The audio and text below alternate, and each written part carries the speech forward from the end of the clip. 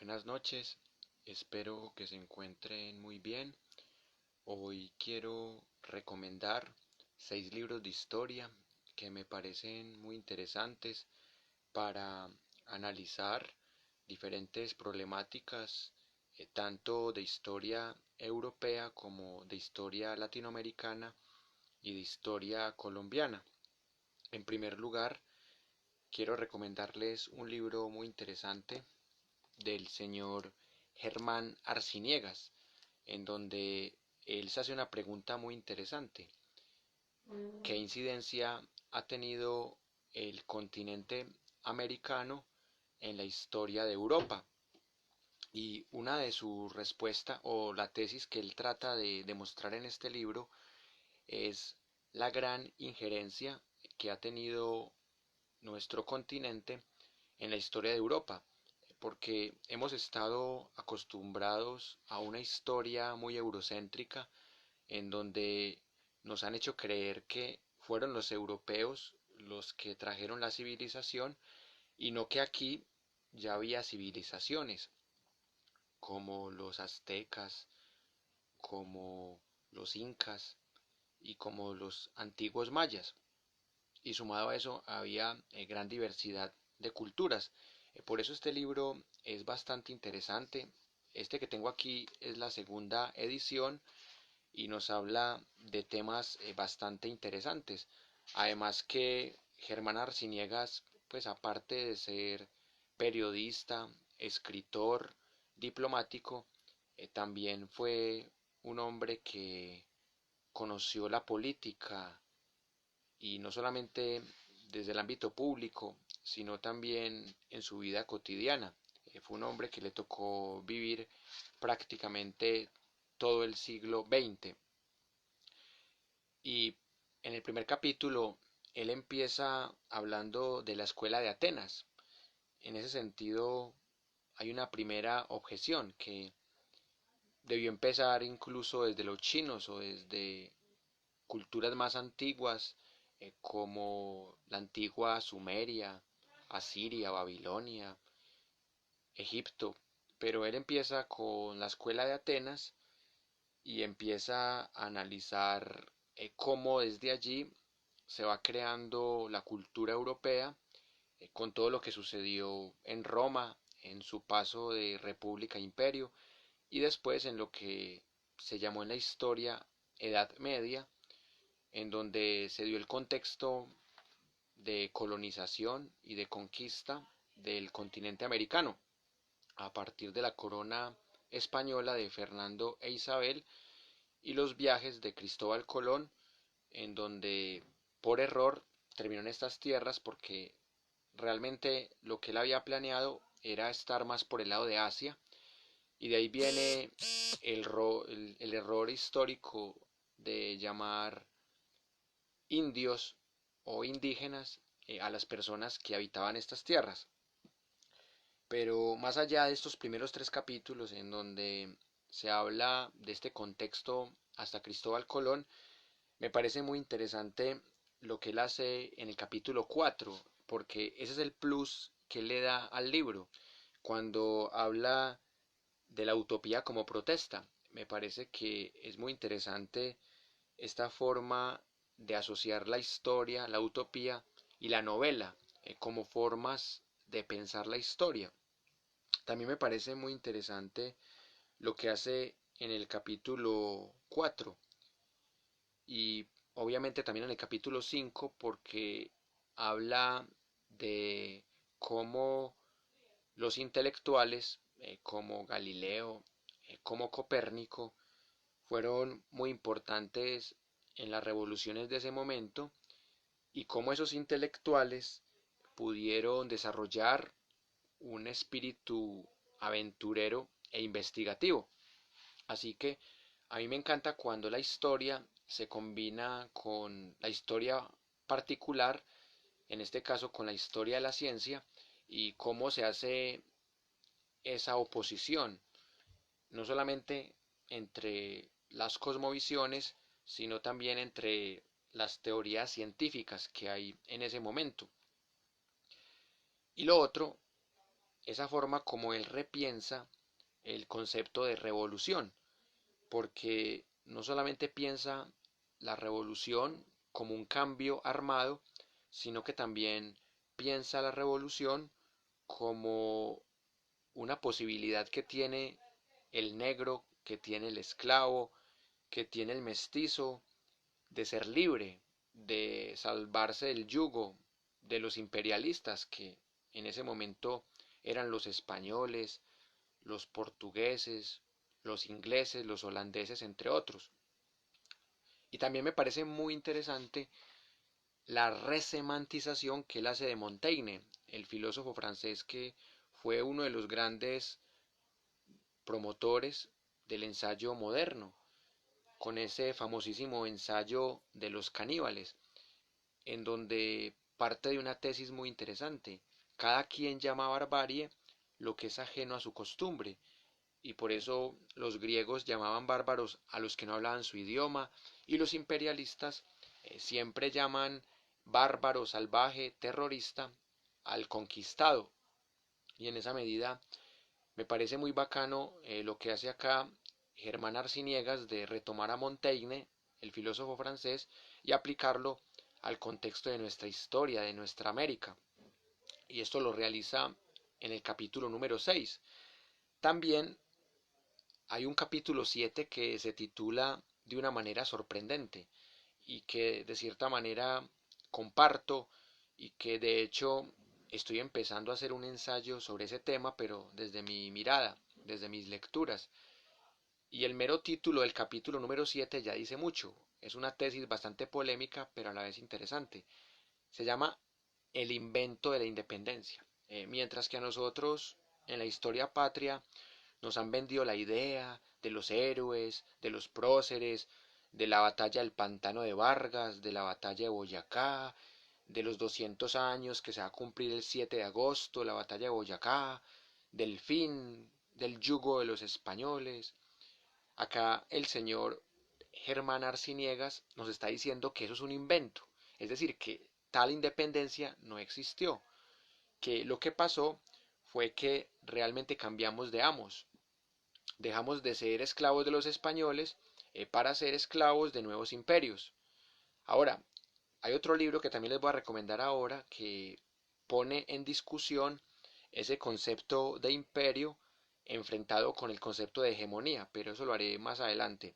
Por ahora quiero hablar, por ejemplo, de algo que nos recuerda el gazapo histórico que cometió a principios de este año el presidente de la República de Colombia, Iván Duque Márquez, cuando hablaba de cómo Estados Unidos había ayudado a la independencia de Colombia.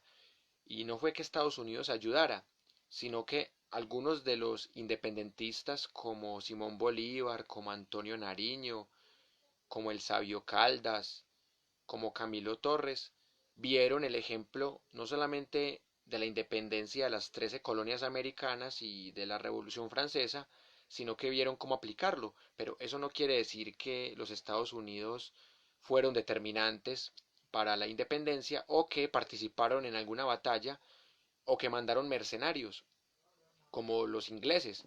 Los ingleses mandaron miles de mercenarios para apoyar militarmente a los criollos contra los españoles. Eso sí fue una incidencia directa en la independencia, que entre otras cosas también es una independencia dudosa, como lo dice Germán Arciniegas. Y por eso me parece muy bueno que él cite, por ejemplo, como Franklin, como Jefferson, como Paine, fueron ideólogos, pero más no directos responsables de una revolución o de una independencia. Es como decir que Marx fue incisivo o fue determinante en la Revolución Rusa. Marx planteó una teoría para Alemania y para Inglaterra. Cuando Marx escribió su manifiesto comunista y el Capital y sus obras, Marx no estaba pensando en una sociedad rural, monárquica, zarista, poco industrializada, muy campesina, muy agricultora. Él estaba pensando en países, valga el término porque Alemania no era un país todavía, apenas Bismarck estaba unificando a los alemanes y desde el siglo XVIII los alemanes estaban divididos en bávaros, en sajones, en prusianos y no había un concepto de Estado-nación, pero llamémoslo país, el país germano que apenas se estaba construyendo. Y si vemos el caso de Inglaterra, que sí era el más industrializado de ese momento, porque la primera revolución industrial que se dio con la máquina de vapor se dio en Inglaterra. Así que en ese momento Inglaterra ya había experimentado una revolución industrial y la clase obrera tenía unos problemas que también los podría tener la clase obrera de la Unión Soviética o la clase obrera contemporánea. Pero Marx escribió esos libros pensando en esos contextos y no pensando en una sociedad tan rural como los Ares, como lo que pasó después de la revolución bolchevique. Y por eso me parece muy interesante lo que hace aquí Germán Arciniegas, porque él está diciendo que cada cosa debe tener su precisión y estos ideólogos simplemente son personas que plantearon teorías pero que no necesariamente para que las apliquen determinadas culturas, sino que a veces se reapropian lo que no les corresponde y a veces no aplican las teorías en la revolución como debería ser. Ahora, él también cita el caso de Lafayette, uno de los grandes partícipes de la Revolución Francesa, y cuál fue su papel en la independencia sudamericana. Y hay que reconocer que los franceses ideológicamente fueron más importantes que los estadounidenses en estas guerras independentistas. Y también hay que recordar que cuando Francisco de Paula Santander fue desterrado, se fue para Europa y estuvo en Francia. Y allí no solamente conoció a Lafayette, sino a varios familiares de Napoleón Bonaparte, y con ellos reafirmó sus ideas y vio que Colombia tenía que seguir luchando por su independencia. O sea, que la independencia no solamente era la gran Colombia que se estaba diluyendo y también el tema de la identidad, sino que era un tema político y que en cualquier momento Colombia podría ser víctima de nuevos imperialistas. Y por eso Lafayette es un hombre muy importante, no solamente para el pensamiento de Francisco de Paula Santander, sino también para el pensamiento independentista que cuestiona Germán Arciniegas y que realmente uno puede cuestionar más con las dinámicas que hemos visto en los últimos 100 años, de cómo Estados Unidos ha interferido en la democracia colombiana y de otros países similares a Colombia, cómo Estados Unidos ha impuesto un imperio haciéndolo ver como una hegemonía. Esa es una tesis que voy a defender desde otro libro que voy a recomendar ahora. Pero definitivamente este capítulo séptimo es el más interesante del libro de Germán Arciniegas. Sin embargo, también me gusta mucho el capítulo 8 porque recupera algunos géneros antiguos del discurso, de la literatura, para aplicarlos a la historia. Por ejemplo, el ditirambo y la diatriba. Y generalmente cuando uno habla de ditirambo, piensa inmediatamente en Dionisos y en la poesía griega. Y cuando uno ve la diatriba, uno piensa de una en ese discurso político, satírico e insultante que busca tumbar un orden. Y me gusta mucho esta forma de usar la literatura para pensar la historia, porque, como dicen por ahí, y que hasta Michel Foucault lo demuestra, a veces hay más verdad en la literatura que en los libros de historia, porque a veces los archivos de historia son manipulados o son contados a conveniencia de un partido político.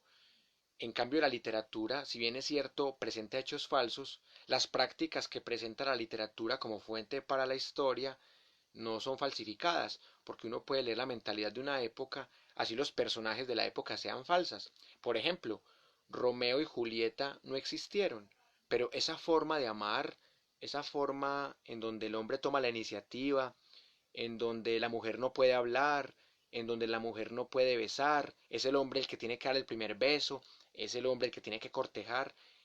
esos prototipos de seducción de Romeo y Julieta de Shakespeare son lo que hace que uno cuente la historia, en este caso desde el teatro o desde el drama, y no tienen que ser personajes verdaderos para que uno pueda pensar la historia desde ahí.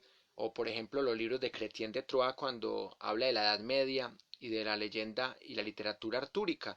El rey Arturo nunca existió, pero las prácticas que uno ve en las obras de Chrétien de Troyes y en la leyenda artúrica se puede dar cuenta que uno sí puede pensar la Edad Media, ver cómo era el amor cortesano, cómo era la sociedad, la jerarquía, por qué los oradores estaban por encima de los velatores, por qué los velatores estaban por encima de los labradores. O sea que así uno lea literatura y así la literatura tenga hechos falsos, uno puede pensar la historia a partir de ahí. El capítulo 9 es bastante particular porque habla de un tema que es poco conocido. De hecho, pues en la universidad cuando estudiamos historia, pues no recuerdo haberlo estudiado y tampoco lo he estudiado por mi cuenta desde que me gradué. Sin embargo, me parece que este libro es un buen abrebocas a ese tema de España, porque estás estudiando la Revolución Española del siglo XVIII y tiene un subtítulo muy particular, no todo fue Revolución Francesa, y de cierta manera ahí le está tirando una sátira a la academia, a la que solamente estudia ciertos hechos y descuida otros, que no solamente hubo una Revolución Francesa, también hubo una Revolución Española en el siglo XVIII. Y finalmente en este capítulo también habla de una serie de personajes que son poco conocidos en nuestra historiografía, pero que son importantes para pensar la historia, en este caso la historia española. Por ejemplo, cuando él habla del momento de don Pablo de Olavide. Eh, en los 6 años que yo estudié historia en la academia, nunca escuché al señor Pablo de Olavide, por ejemplo. Aunque sí estudié un poquito las Cortes de Cádiz, pero las estudié en función de la supuesta independencia de los pueblos americanos. Pero yo nunca estudié la Corte de Cádiz en función de la misma Revolución Española del siglo XVIII. Y por eso este libro me parece que en su momento fue bastante innovador y que la historia nunca está terminada de escribir y que la historia siempre se puede pensar de muchas maneras. Y por último, hay una serie de capítulos que también me parecen muy interesantes, como el capítulo 9, en donde habla del contexto italiano y cómo se dio este proceso en el dicho país, y también hubo una unificación italiana, pues que alguna vez la estudié desde Giuseppe Verdi, como desde la ópera y la música, y con el acróstico de Verdi que significa Vittorio Emanuele Rey de Italia. Con ese acróstico se estaba haciendo política desde la música clásica. Y él acá nos habla, por ejemplo, de un personaje que es bastante interesante en ese contexto italiano, que ese personaje sí lo había estudiado yo en mi época juvenil, el señor Garibaldi. Y hace una analogía muy bacana y habla del Garibaldi sudamericano. Y ve cómo, de cierta manera, nosotros también cogimos ejemplos de Italia. No solamente cogimos ejemplos de Francia o de las 13 colonias, lo que ahora llamamos Estados Unidos, sino que también en Argentina, por ejemplo, cómo se dio esa herencia, ese tema de un gaucho entre emperadores. Ese tema me parece muy interesante porque conocemos muy poco de la historia de nuestros pueblos hermanos. Esa influencia que tuvo Italia en Argentina, se ha estudiado muy poco y en la academia nunca se estudió cuando yo estaba allá. Y también todas las reconquistas frustradas que hubo en la historia. Entonces me parece que esta es otra forma de pensar la historia, porque nos cuentan cómo fue el tema del beer stick europeo del siglo XIX en países, por ejemplo, como Inglaterra, como Francia, como España, que estaban servidas a la reacción clerical. Y obviamente eso lo vimos aquí en las peleas de centralistas federalistas y también en las peleas de liberales conservadores. Y otro personaje que me parece muy interesante tiene que ver Rousseau, porque Rousseau, un personaje francés de la época ilustrada del siglo XVIII, fue muy importante con este tema del mito del buen salvaje. Y por eso es que luego, después del capítulo 11, en este capítulo, que es el antepenúltimo, Germán Arciniegas habla del romanticismo en América. Algo que sí ha sido estudiado, pero que de todas maneras no deja de ser interesante, porque el romanticismo tiene un tinte político que a veces la gente no considera, porque cuando la gente habla de romanticismo cree que fue una corriente estética, literaria del siglo XIX, que retomó elementos medievales, pero que también tiene que ver mucho con la identidad nacional, sobre todo en Alemania y en Francia también. Pero este tema del romanticismo, cómo llegó aquí en el caso de América, cómo se dio en el hombre, en la mujer americana, cómo fue el proceso político romanticista acá. Me parece que eso es lo que hace acá interesante Germán Arciniegas, mostrar cómo América no solamente resemantizó el romanticismo, sino que le dio su identidad y su carácter autóctono, porque así un movimiento venga de Europa, acá en América lo interpretan a su manera, y así pasó también con otra serie de movimientos similares al romanticismo. El clasicismo también se aplicó acá. En ese sentido, el clasicismo, hay un debate muy interesante entre Renan Silva y entre aquellos que dicen que en Colombia no hubo ilustración. Por ejemplo, como Jesús Martín Barbero. O sea, Jesús Martín Barbero dice que los colombianos y en general los pueblos latinoamericanos pasamos de la Edad Media directo a la posmodernidad, o sea que no tuvimos ilustración. En cambio, Renan Silva, el sociólogo, dice que sí tuvimos ilustración, porque la expedición botánica, pensadores como el sabio Caldas, como Camilo Restrepo, y toda la parte de la ciencia que se investigó acá, sobre todo desde la botánica. Entonces, él dice que aquí sí hubo ilustrados. Entonces, esto es lo que también debate aquí Germán Arciniegas, de hasta qué punto pasamos directamente de la Edad Media a la posmodernidad sin tener pensamiento, y también qué le sirvió a Europa pasar de la Edad Media a la Ilustración, y de la Ilustración al positivismo, y del positivismo a las guerras mundiales. Cuando hubo dos guerras mundiales en Europa, todo el positivismo, toda la Ilustración se fue a la mierda, porque realmente es como si no hubiera servido de nada esa transición entre la supuesta Ilustración y la Edad Oscura. Y por eso me parece muy interesante lo que hace acá, por ejemplo, Germán Anciniegas, que es dudar de esa creencia ciega en que hubo una ilustración y hubo una Edad Media que superó del todo eso, y en esa medida también está muy por la línea de Renan Silva, de reconocer que también aquí había pensadores y filósofos interesantes, que no todos los filósofos tienen que ser europeos. Aquí tuvimos filósofos muy buenos como por ejemplo Fernando González, el filósofo Envigado, Estanislao Zuleta, que sin ser académico era uno de los intelectuales más potentes que hemos tenido en Latinoamérica. Era un genio para explicar a los maestros de la sospecha, para explicar a Freud, a Marx, a Nietzsche. Y ya en el penúltimo capítulo hay como un juego de palabras, porque él habla de descubrimientos del descubrimiento y empieza a poner en duda ese tema del descubrimiento de América, que eso ya lo habían debatido otras personas, o sea que realmente no fue un descubrimiento. Eh, Algunos dicen que fue un encuentro de mundos, otros dicen que fue una invasión, y en el caso de Germán Arciniegas habla de un doble descubrimiento, es decir, que no solamente los españoles y los europeos descubrieron a los pueblos americanos, sino que estos también descubrieron a los invasores, o sea que fue un descubrimiento que tuvo descubrimientos.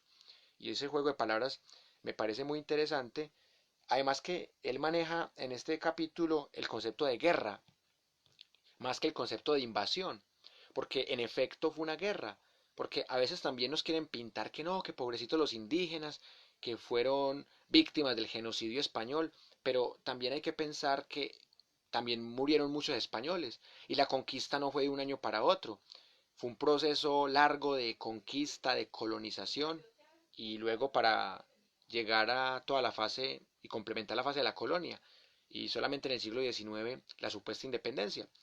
Entonces me parece muy interesante lo que hace en este penúltimo capítulo, Y ya en el último capítulo empieza a hablar sobre todo de un tema muy asociado con lo que conocemos como las revoluciones industriales. Y en ese aspecto a él no le tocó la cuarta revolución industrial, la nanotecnología, porque recordemos que Germán Arciniegas murió en 1999, pero sí le tocó todo el furor de la tercera revolución industrial, que es una revolución ya no de máquina de vapor, ya no de electricidad, sino de telecomunicaciones. Le tocó de cierta manera la llegada de la Internet, entre otras cosas. Y aquí también habla un tema que es bastante desconocido para mí, pero que igual es muy interesante, que es el tema de la aviación. Cómo se da esa relación entre la industria y los aviones. Me parece muy interesante cómo remata el libro hablando de Colombia en el cielo, pues también como que tratando de reapropiar todo este asunto en esta segunda edición del libro y de cómo nuestra historia hay que repensarla todos los días, de cómo hay que tomar la literatura como una gran fuente para la historia. Entonces, recuerden que este libro de Germán Arciniegas, el que estaba analizando, cuando América completó la Tierra, está diciendo que América sí le aportó algo a Europa, que Europa le aportó algo a América y que en medio de la guerra, él no habla de invasión sino de guerra, se dio un proceso de interculturalidad, de mestizaje, del cual surgimos nosotros. Que tampoco podemos ser desagradecidos con los europeos porque también en medio de la guerra alguna cosa nos enseñaron y no fue precisamente el idioma o el catolicismo, sino que nos enseñaron otras cosas interesantes en términos de economía, en términos de leyes. El mero hecho de citar la Revolución Francesa y la Revolución Española de los siglos XVIII muestra que no todo lo que llegó de Europa fue hegemónico o imperialista. También hubo cosas que llegaron de manera pacífica e intelectual. Voy a hablar de un historiador que hace años que no leía, solamente lo leí pues en mi época de estudiante, en un libro que se llama ¿Qué es la historia?, en los cursos de historiografía, pero que esta obra me parece maravillosa, porque estaba hablando de un tema que también toca Germán Arciniegas, el tema de los románticos. Pero en esta obra, que es bastante larga, porque tiene 443 páginas, en esta obra él habla, por ejemplo, de cómo a mediados del siglo XIX numerosos rusos liberales y anarquistas se exiliaron y se esparcieron por Europa en pequeños grupos. Y me parece que ese tipo de investigaciones, pese a que son muy exhaustivas, son muy necesarias porque nos ayudan a pensar este tema de los inmigrantes, este tema de los destierros, que es muy histórico. En este caso, más que destierros, lo que él muestra es cómo estos exiliados románticos empezaron a discutir sus teorías políticas en los países a los que llegaban. Y eso también ayudó a que se acabara la autocracia zarista.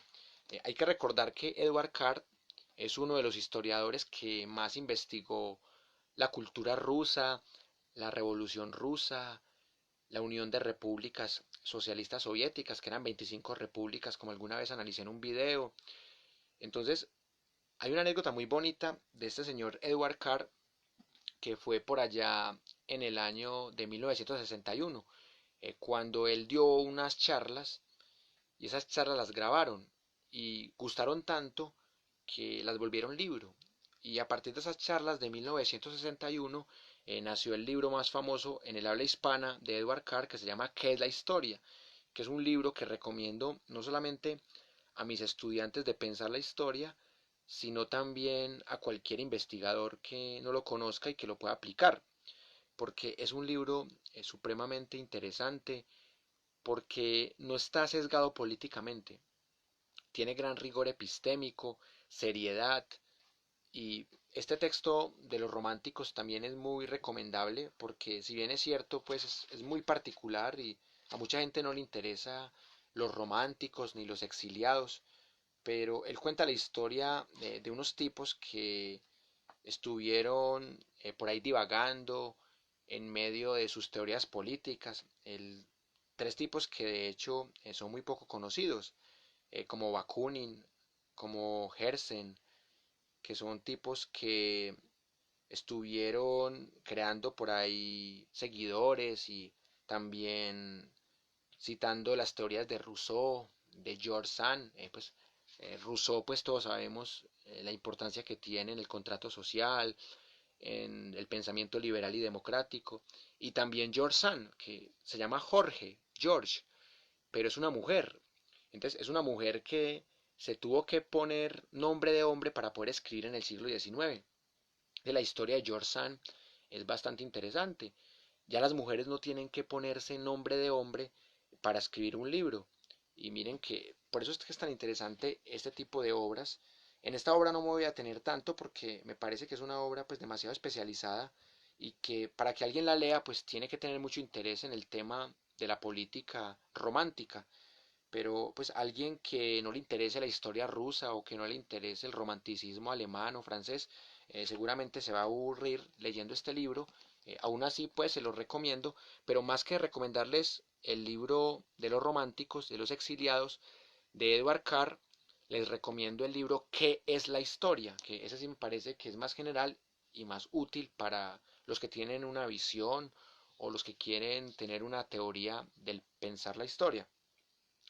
Otro de los libros que he descubierto últimamente y que me parece supremamente interesante es este de Jimena Orjuela, que se llama El Congreso hace historia.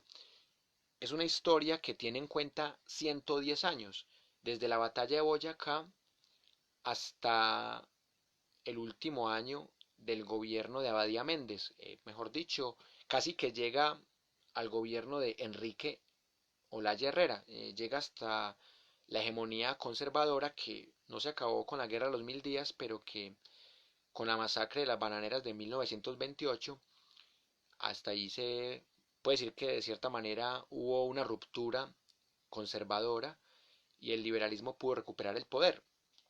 Este texto me parece muy interesante es porque utiliza mucho la fuente primaria.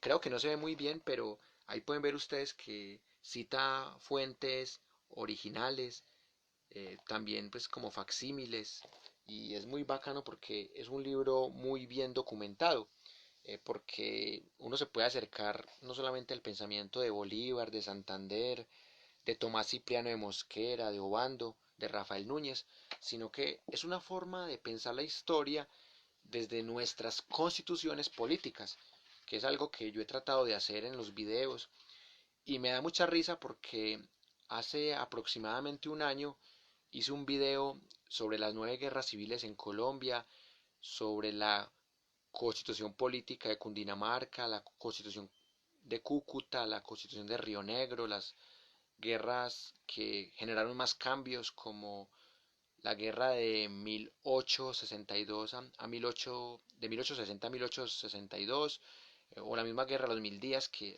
no generó cambios, pero que ayudó a que hubiese un golpe de estado de Marroquín a San Clemente y a que los conservadores nacionalistas perdieran el poder con los conservadores históricos, que eran más cercanos a los liberales paradójicamente. Entonces, este libro me parece muy gracioso porque habla de todos los conceptos que yo trabajo en ese video. Y cuando yo hice ese video, yo no había leído este libro. Entonces, cuando yo leí este libro, me dio mucha risa porque es como si yo hubiese leído este libro para hacer ese video y alguien que vea ese video y lea este libro va a creer que yo me inspiré en él, pero yo me inspiré fue en otras lecturas que yo tenía, en lecturas por ejemplo de Jorge Orlando Melo, de Álvaro Tirado Mejía, de Malcolm Dees, pero jamás me había leído este libro, entonces me parece muy bacano porque este libro trata los temas que a mí tanto me interesan, porque empieza desde la Constitución Política de 1821 y pasa por todo ese proceso que da con la Gran Colombia. Entonces, en el capítulo 1 habla de todo ese contexto pre-independentista, llegando pues hasta 1825, que ahí hacen un corte, seguramente pues hasta que Simón Bolívar empezó a tener diferencias con Santander, y luego en el capítulo 2 ya habla con profundidad de un tema que yo también he reflexionado, que es el tema de la Gran Colombia, un tema que lo pone a pensar a uno muchas cosas. Por ejemplo, ¿qué hubiera pasado si la Gran Colombia nunca se hubiera desintegrado. O sea, imagínense ustedes algo tan hipotético como esto, y es contrafactual, pero lo quiero plantear. El petróleo de Venezuela, la biodiversidad de Colombia y el canal de Panamá. O sea, si hubiéramos tenido con qué hacer el canal de Panamá, sin que se metieran los franceses, sin que se metieran los gringos, o sea, que nosotros hubiéramos tenido con qué, al no irnos a guerras civiles, hubiéramos tenido con qué hacer el canal de Panamá y, y que la Gran Colombia todavía existiera y que tuviéramos el petróleo de Venezuela, el canal de Panamá y la biodiversidad de Colombia sin manos imperialistas. O sea, Colombia, la Gran Colombia sería una potencia mundial, sería una potencia como la Unión Soviética, como Estados Unidos. Pero lamentablemente no podemos hablar de lo que pudo haber sido y no fue. Ya la Gran Colombia se desintegró y por eso es que aquí en el capítulo 3 empiezan a hablar de la guerra civil de 54. Algo que me parece muy particular es el salto que da desde la muerte de Simón Bolívar hasta el golpe de Obando, mejor dicho, el golpe que le dieron a Obando, porque Obando intentó dar un golpe en la Guerra de los Supremos. Entonces, aquí, por ejemplo, en este libro no hablan de la Guerra de los Supremos, ni tampoco hablan de la guerra que se dio por las reformas liberales de José Hilario López, en donde se abolió la esclavitud, en donde se le quitó poder a la Iglesia Católica, se le quitó tierras. Entonces, me parece muy chistoso que un libro tan gordo no hable de las guerras civiles en su totalidad. O sea, que salte de la muerte de Simón Bolívar y que salte del 30 al 54, que fue el golpe que Melo le dio al general Obando. Entonces, prácticamente, no solamente se traga dos guerras civiles, sino que no habla del gobierno de Santander, que me parece que Francisco de Paula Santander, cuando gobernó solo, gobernó mejor que Simón Bolívar, además porque Santander le hizo un gran aporte a la educación pública. Pero aquí como los conservadores nos han metido el cuento que Santander es malo y Bolívar es bueno y que Santander traicionó a Bolívar, cuando eso nunca se pudo comprobar, el destierro de Santander, en mi opinión, fue injusto. Entonces me parece que este tipo de libros son muy útiles porque tienen datos de fuente primaria, pero esos sesgos son lo que uno siempre va a criticar de los libros, porque son sesgos que uno puede ver que saltan de una, por ejemplo, de la Carta Magna de Río Negro a Rafael Núñez, y eso está bien, pero me parece que se quedan anclados en la década de los 60, o sea, no hablan de cómo fue el proceso de Rafael Núñez desde antes de los 80. Y bueno, y aquí saltan de una a la guerra de los 1000 días y a la separación de Panamá, pero me parece que hay cosas más interesantes en el siglo XIX y hay que evitar esos saltos históricos. Sin embargo, el libro me parece que está muy bien porque llega hasta la época de Gaitán, hasta la masacre de las bananeras cuando Gaitán las denunció. Llega y habla por lo menos de la masacre de las bananeras.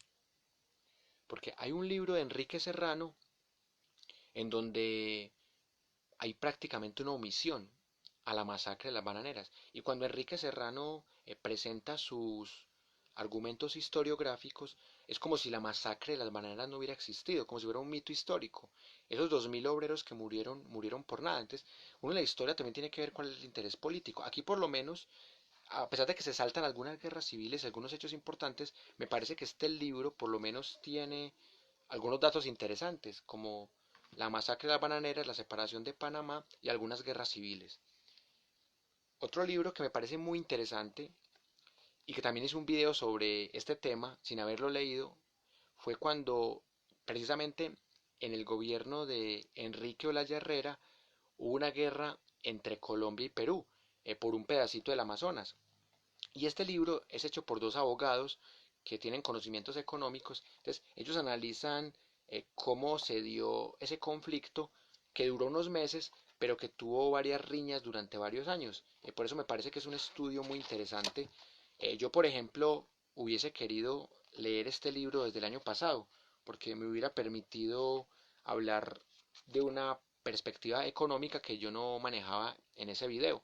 Porque aquí no solamente nos hablan de la guerra entre Colombia y Perú, sino que nos hablan de cómo la depresión de 1929 tuvo que ver también con esa guerra, indirectamente. Entonces es una tesis que me parece muy interesante en la historia.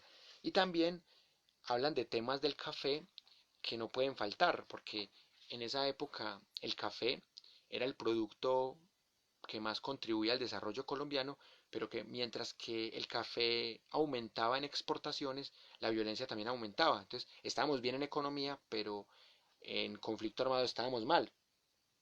Y este tema del café, asociado también con algunos temas militares, políticos, la filosofía de Hacienda. Entonces, es un estudio totalmente economicista, pero que es muy interesante también, porque nos habla de cómo se abandonó el patrón oro, sobre todo pues en las políticas monetarias. Entonces, es un trabajo que es corto pero contundente y son abogados y economistas muy bien documentados. El penúltimo libro ya se los había anunciado, pero no el autor, del señor Alfredo Toro Hardy. Es un venezolano formado en Estados Unidos. Entonces, él trata de demostrar que Estados Unidos es más una hegemonía que un imperio. Entonces, él pone ejemplos de otros imperios. O sea, y él dice que Estados Unidos tiene prácticas imperialistas, pero que es más hegemónico porque los países como Colombia lo ven como un protector. En cambio, en antiguos imperios, por ejemplo, cuando Nabucodonosor II empezó a ser el rey de Babilonia, él oprimía a los pueblos vencidos en la guerra.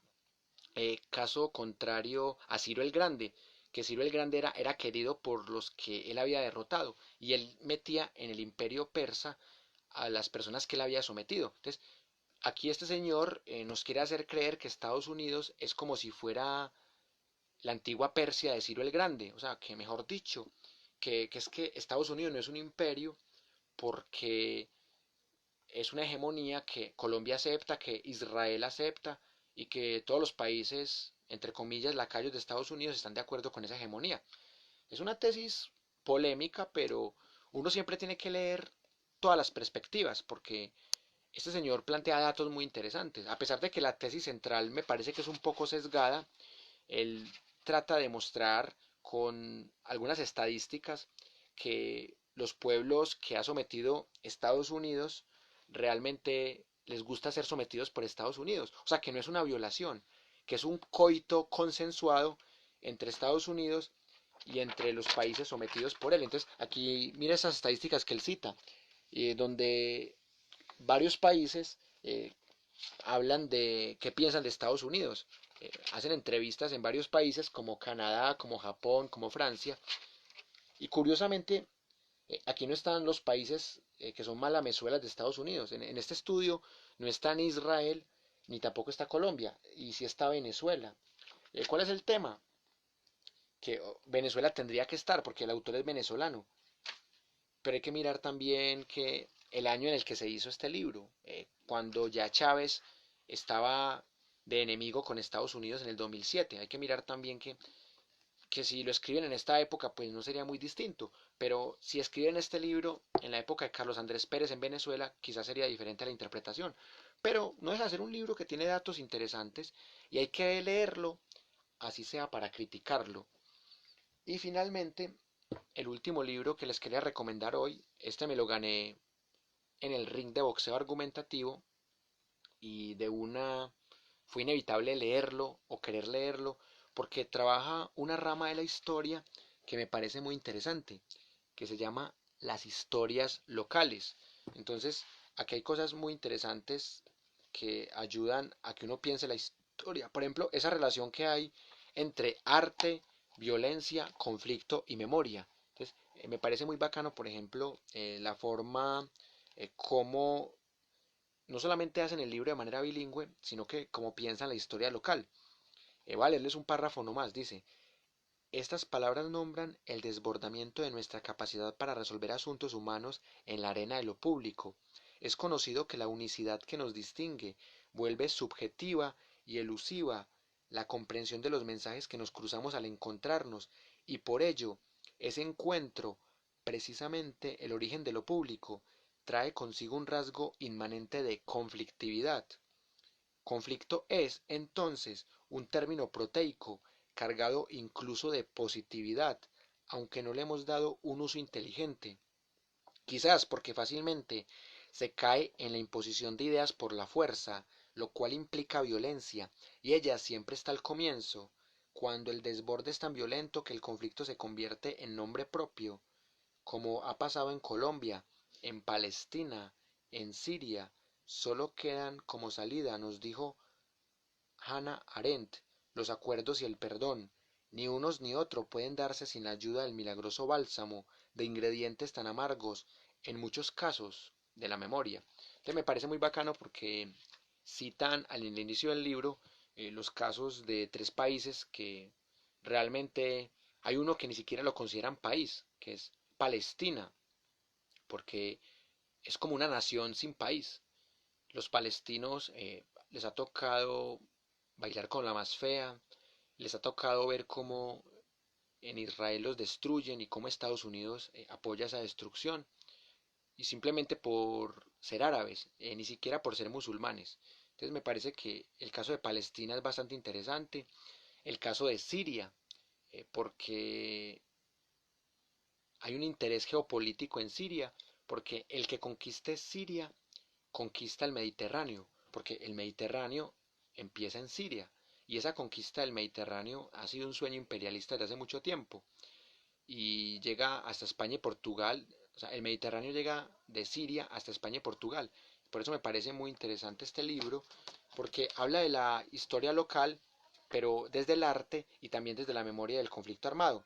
Entonces me parece muy bacano porque analizan murales, también dibujos, porque hablan incluso de historias particulares, de cosas que tienen que ver, por ejemplo, con historias de vida, artistas que escriben sobre la violencia y también artistas que tratan de darle un sentido a la vida desde la estética. Pues no solamente es un libro de arte, sino también de historia.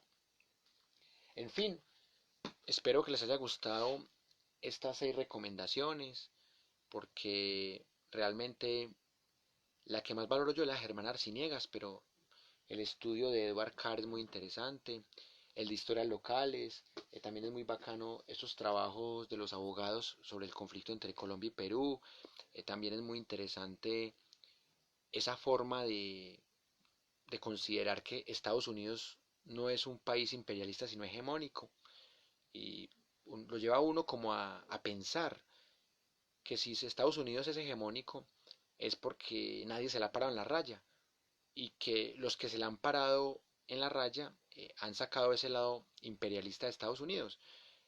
Si el señor Marroquín le da por recuperar a Panamá por la fuerza, seguramente Estados Unidos hubiera aplicado una política imperial, pero como Marroquín se rindió ante Estados Unidos y no hizo lo más mínimo por recuperar a Panamá, cuando Noriega trató de recuperar las regalías del canal de Panamá, lo mandaron a extraditar.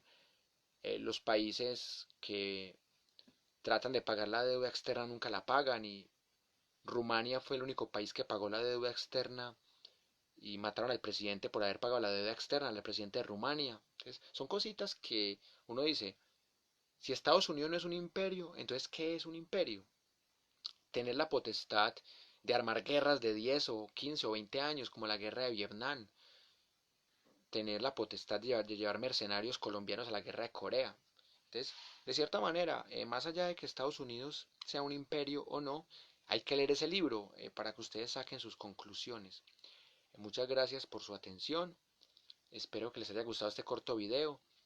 A quienes llegaron tarde, pues les cuento que voy a grabar este video en el muro para que lo vean en la repetición. Muchas gracias y espero que pasen una feliz noche.